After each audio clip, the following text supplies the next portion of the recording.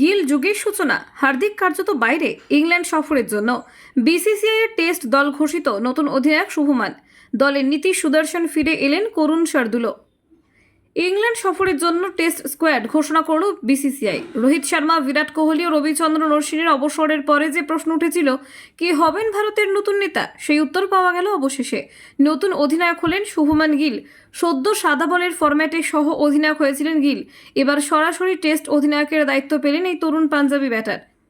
দলের নতুন মুখ হিসেবে জায়গা পেয়েছেন সাই সুদর্শন, আর্শদীপ সিং। ঘরোয়া ক্রিকেটে ধারাবাহিক পারফরম্যান্সের পুরস্কার পেয়েছেন করুণ নায়ার ও শার্দুল ঠাকুর। তবে সবচেয়ে বেশি আলোচনায় নীতিশ কুমার রেড্ডি।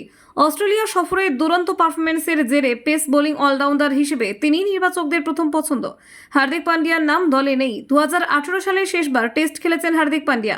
এরপর থেকে লাল বলের ক্রিকেটে আর ফেরা হয়নি। ব্যাটে বলে দক্ষ হলেও ঘরোয়া টুর্নামেন্টের অনুপস্থিত ছিলেন তিনি। বলাই যায় কার্যত অঘোষিত অবসর নিয়েছেন। সৌরভ গঙ্গোপাধ্যায়, ল্যান্স ক্লুজনারের মতো কিংবদন্তিরা।